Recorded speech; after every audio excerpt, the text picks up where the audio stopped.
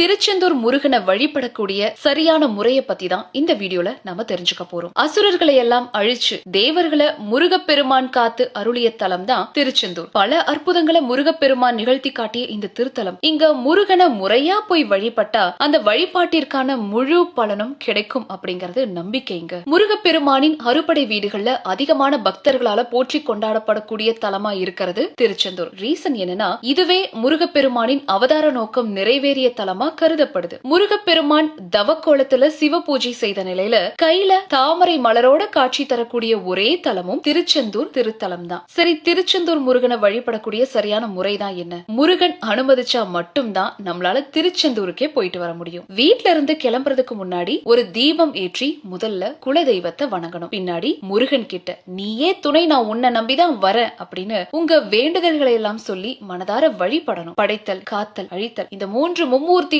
வடிவத்துல தொழில்களை செய்யறவரா திருச்செந்தூர்ல மட்டுமே முருகன் அருள் புரியறாரு. முதல்ல கடல்ல குளிச்சுட்டு தான் நாழி கிணற்றுல நீராடணும். நாழி கிணற்றுல நீராடியதுக்கு அப்புறமா வேற எந்த தண்ணீர்லயும் குளிக்க கூடாது. முருகப்பெருமான் வேளால உருவாக்கிய தீர்த்தம் தாங்க நாழி கிணறு. இத கந்த புஷ்கரணி அப்படின்னு அழைக்கிறாங்க. ஈர உடைகளோட கோவிலுக்கு போக கூடாது. சோ முதல்ல தூண்டுகை விநாயகருக்கு தலையை சுத்தி ஒரு சிதற தேங்காய் உடைச்சு வழிபடணும். நாழி கிணறுக்கு அருகாமையில திருச்செந்தூர் கோவில புனரமைச்ச மௌன சுவாமி, காசி சுவாமி, ஆறுமுக சுவாமிகளை வழிபடணும். பின்னாடி கோவிலுக்கு போய் மூலவரான சுப்பிரமணியர் கிழக்கு நோக்கியும் சண்முகர் தெற்கு நோக்கியும் இருப்பாரு. அவங்கள நம்ம வழிபடணும். இங்க கொடுக்கிற பன்னீர் இலை விபூதி பிரசாதத்தை வாங்கி சாப்பிட்டோம் அப்படின்னா பலவித நோய்கள், செய்வினை தோஷங்கள் நீங்கும் அப்படிங்கறதும் நம்பிக்கைங்க. முருகன் சன்னதிக்கு பின்புறமா இருக்கிற முருகன் கைகளால பிரதிஷ்டை செஞ்ச பஞ்ச லிங்கங்களையும் வழிபடணும். பின்னாடி குரு சன்னதிக்கு போய் கண்டிப்பா வழிபடணும். முடிஞ்சா 2 நெய் தீபம் ஏற்றி மஞ்சள் வஸ்திரம் சாற்றி அர்ச்சனை செஞ்சுக்கணும். தொழில ஏற்படக்கூடிய பிரச்சனை சரியாகவும், வருமானம் பெருகவும், ஜாதகத்துல குருவால வரக்கூடிய பிரச்சனை